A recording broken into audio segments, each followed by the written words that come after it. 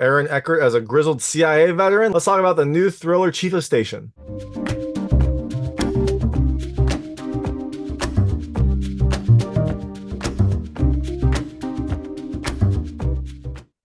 Hey everyone, it's David Stark from Watcher Pass, and I'm here to talk about Chief of Station, which comes to theaters and on demand on May 3rd, 2024. There's a new Aaron Eckhart and Alex Pettyfer thriller that has Aaron Eckhart playing an old CIA veteran who has to go and investigate an international incident for the good of himself and maybe the entire world. My hot take is I was kind of in between a watch later and a pass line. I think ultimately it's a watch later. It was not as good as I expected. It has a great cast and some interesting twists and turns. But I don't know, it's just a kind of a spy thriller. It doesn't have enough thrills. It has good moments. It has some, plot twists, but as you'll see later, it didn't live up to what I was expecting it to be. So ultimately, I think you should maybe check it out, but wait for it to come to streaming or digital. You don't have to rush out to theaters to check it out. So all that being said, I'm going to tell you a little more about the film, a few things I liked, a few things I didn't like, and then really quickly go into the plot synopsis and the ending. So as you can imagine, there will be spoilers in the ending section. If you don't know what happens in this movie, and you might not, there are some big surprises about the whole international situation, then you might want to turn it off when I get to the ending section. Before that, though, I'll keep it vague. I'll keep it spoiler free, unless you want to get to those spoilers. So in Chief of Station, you have Aaron Eckhart playing Ben, who is the Chief of Station of based in Budapest. I think he's like overseeing Hungary, and he is working with his young protege, John, played by Alex Pettyfer. They are running an operation in Hungary when something goes horribly wrong, and after that, Aaron Eckhart has to kind of do his own investigation, try to figure out what went wrong and who was behind it. Does he figure it out? Does he kind of solve this international issue? Well, you have to watch the movie to find out. So, all that being said, things I liked about this movie. The first, I love the cast. Look, Aaron Eckhart, I will watch pretty much anything he's in. He is wonderful. I love Aaron Eckhart. Alex Pettyfer is also really, really good in this film. You've got Olga Kurylenko playing a short kind of cameo, and you have some other really interesting characters as well. I loved Nina Bergman in her very, very short cameo. It was a little bit too short for me, but I love Nina Bergman's character, and I really love Nick Moran as the Russian kind of counterpart to Aaron Eckhart. Second thing I liked, there's some decent action. There is some decent gunfire, some decent hand-to-hand combat. It's not great. It is a little bit kind of, the hand-to-hand combat's a little bit slow, but it is brutal. It is kind of, entertaining. And the gunfire also is fine. So, if you're interested in like an action aspect to this thriller, there is definitely some action. And the last thing I really liked, there's a really good car chase. It's kind of towards the end, but it is an exciting, fun car chase. You can tell that they had some fun with these cars, and it is a nice kind of way to cap this whole movie.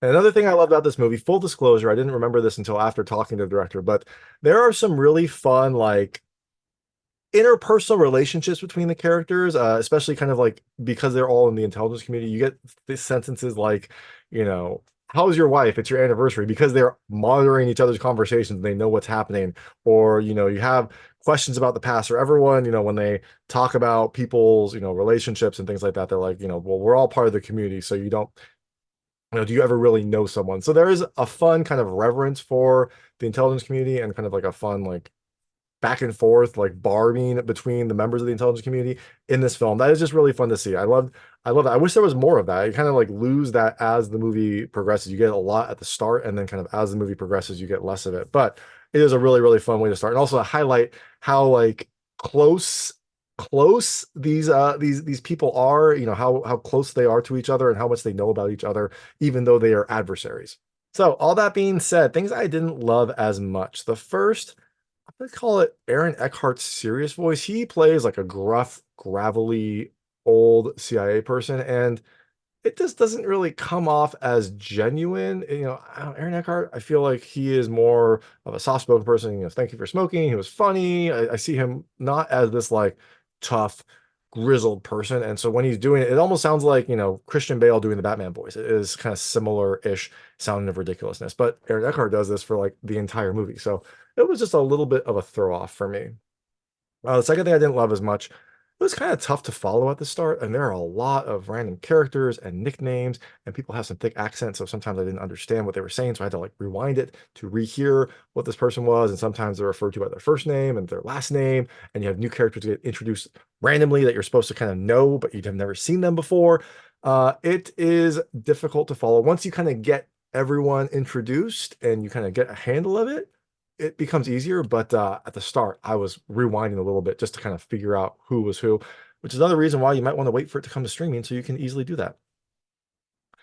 The third thing I didn't love as much, I'll call it techno jargon. It's like techno jargon slash intelligence jargon.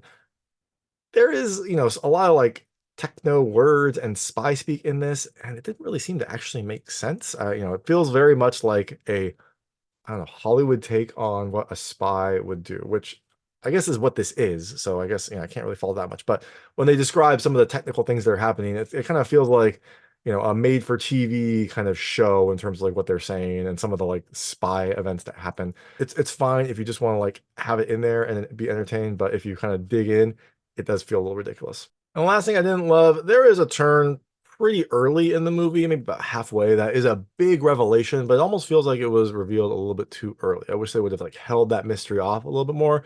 One of the things you love about a spy thriller is you don't really know what's happening, and there are multiple reveals, and there's another one towards the end, but this turn was a really big, impactful one, and I kind of wish they would have held off, kind of obfuscated a little more, maybe like use some more subterfuge to push it towards the end so it is a bigger surprise. So all that being said, Chief of Station comes to theaters and on demand on May 3rd, 2024. Like I said, I think you should probably watch it later, wait for it to come to streaming or digital. But if you do check it out, let me know what you think. Let me know what you liked and didn't like. I would love to hear it. And I'm going to go into a plot synopsis and the ending right now. So if you don't know what happens in this movie, and you might not, like I said, there's a big turn and there's some, big important aspects that happen, then I would turn it off now because there will be spoilers. So Chief of Station starts with Ben being the Chief of Station, based in Budapest. I assume he's running Hungary, or maybe that whole Eastern Russian region, but he is based in Budapest. They're running an operation, and he is also training his young protege, John, played by Alex Pettyfer. They are running an op to get some intel, and they are trying to keep it from the Russians who are also there. And the Russians, the kind of leader of the Russians is this person named Evgeny, who's played by Nick Moran. He's a lot of fun. He's a fun foil to Ben.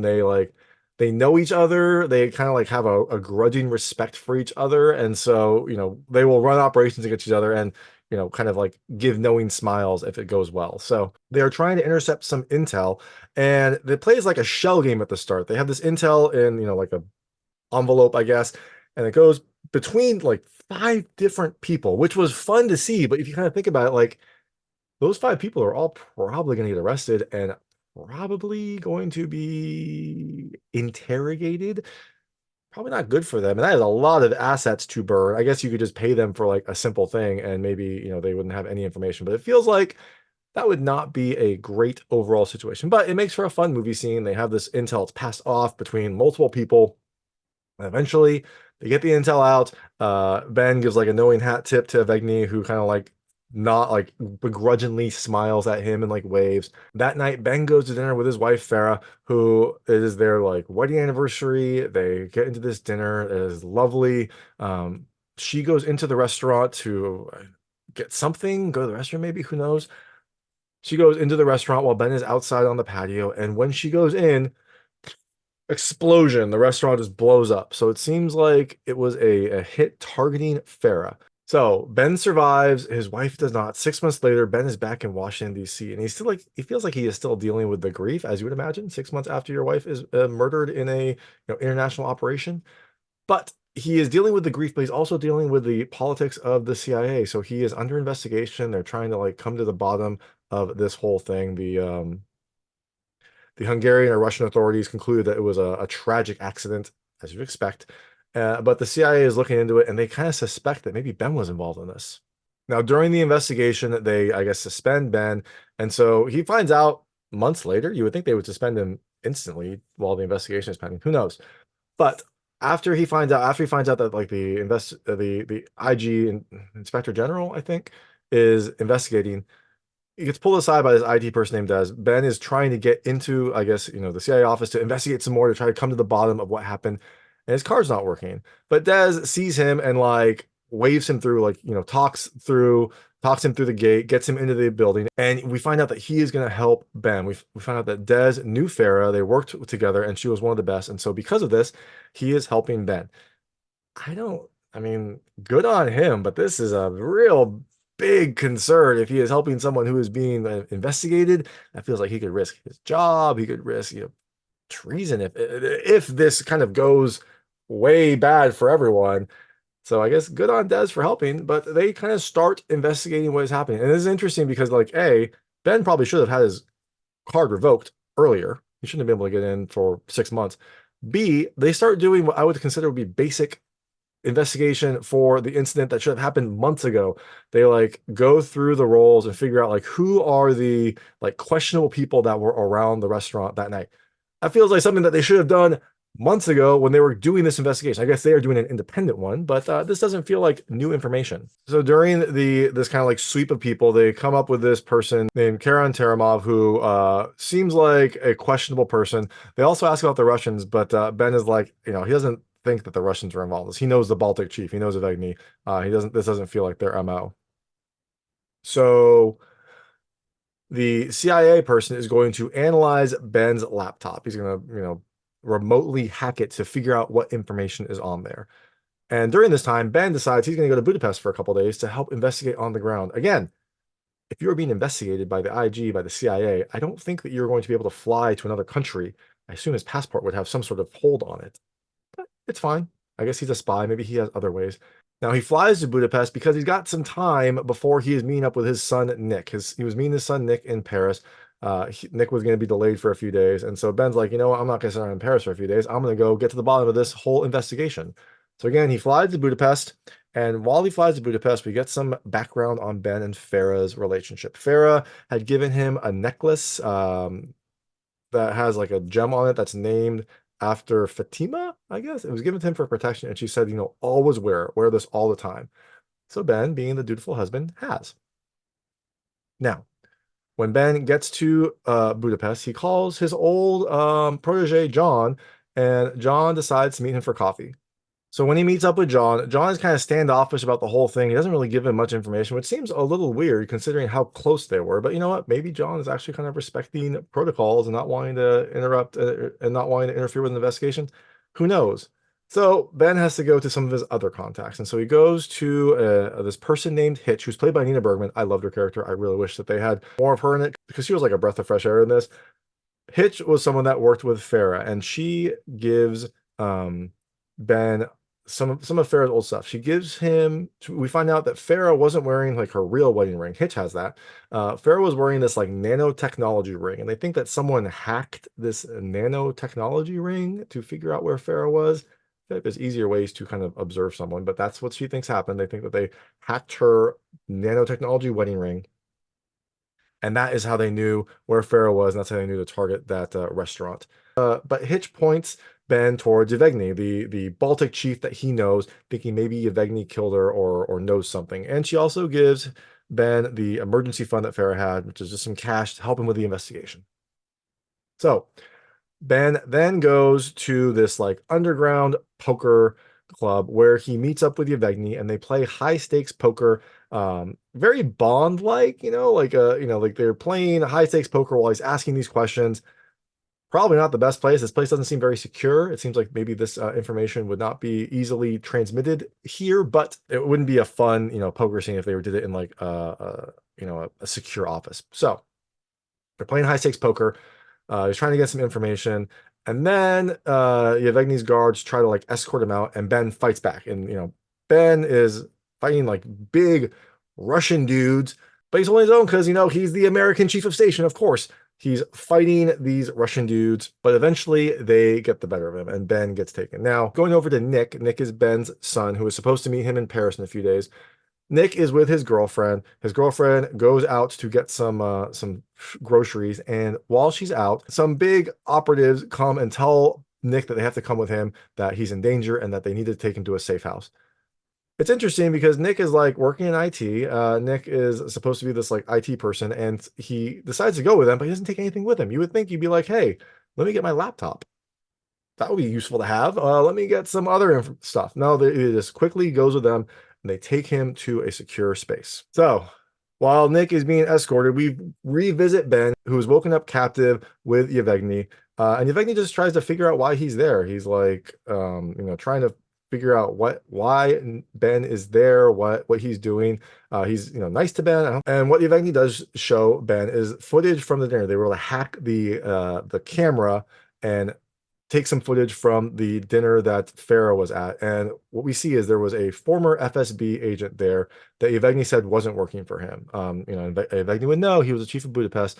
So he tells him that this person might be involved. And Yevgeny does this, and then boom, he gets shot. And then there's like 15 agents who are all there. They like storm the building, and Ben has to get out. And so he's running down hallways while like 15 agents are shooting at him. And you're like, how are they such bad shots? Because he is not like, he's diving behind some cover, but he runs through like hallways and they're shooting at him and they're just bullets are going everywhere except for in Ben. Again, it feels a little unrealistic. I mean, not, like it is an unrealistic movie, but you would think that one of them would be able to hit, an aging chief of station who is running, especially when they shot Yevgeny from 50 yards away. So Ben, in this hail of gunfire, calls John, is like, hey, come get me, triangulate on my phone. And all right, great. And Ben is able to get outside. When he's outside, you're like, okay, these agents probably should have followed him. He gets like a minute of rest with no gunfire. You would think that the agents would be following him and shooting at him, but they don't. John pulls up like seconds later, and you're like, how is John so close?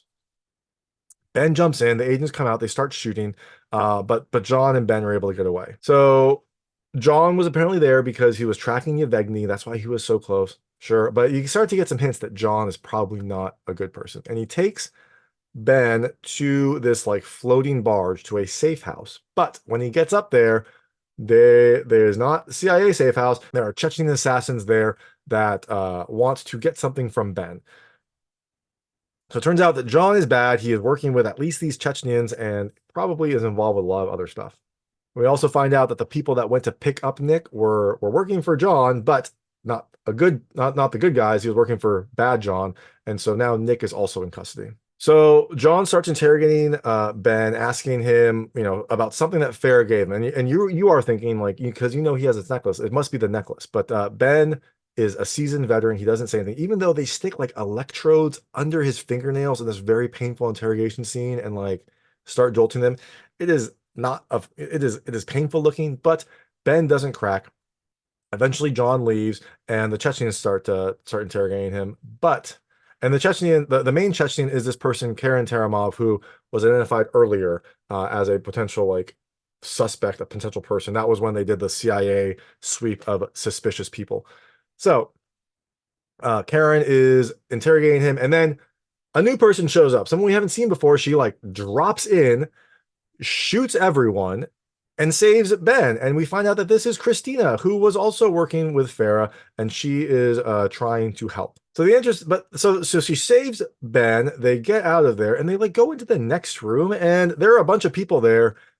And you're like, how did you not hear Christina, who literally blew through the roof? Like she dropped through the roof, like a chunk of the roof blew up to get her in here. I mean, she had a silencer on her gun, but you would think they would hear that.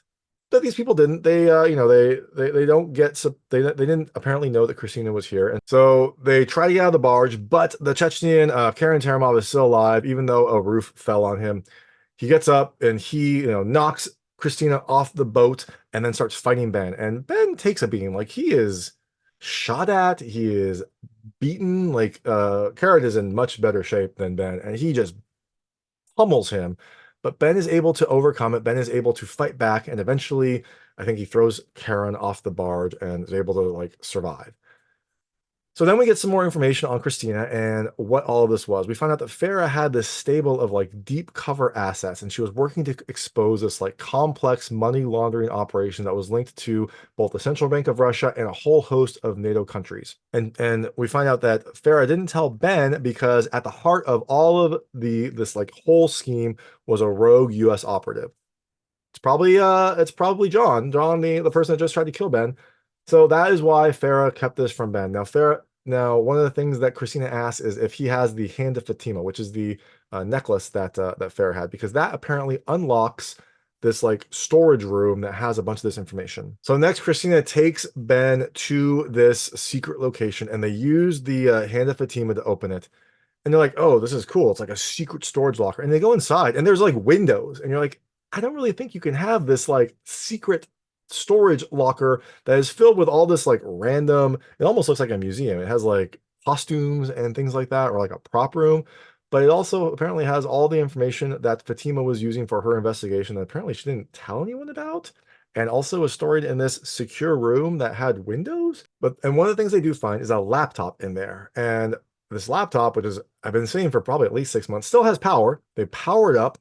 They're able to get in. You would think that Pharaoh would have some sort of secure access, some sort of two-factor something. No, they get in and they find information about all the money that was being laundered through this secret organization. And we find out that there are links to both John and the deputy director of the CIA. That is another big reveal. The deputy director of the CIA was involved in this money laundering operation. So now they have this information, and Ben knows that John has his son Nick. He calls John to exchange a trade. He's going to give John the information that he needs in exchange for his son Nick. And he also sends the information to his CIA person through presumably not a secure link. I think he just like messages it to him. So this CIA person is getting this like random, very, very controversial information just kind of over the air. Sure, whatever. Like he just gets an email to his email inbox of this like international scheme. Sure, why not? But that is also insurance because he wants the CIA person to be able to like analyze this and get the information. So they go to the exchange. Christina sets up as a sniper. You would think that John would have already set up his own team, but he only has a couple people that are near the exchange. They don't see Christina, who sets up, in a sniper position. And Ben goes to exchange for Nick. He gives John the information. He gets Nick. You clearly know that Ben is going to die after this.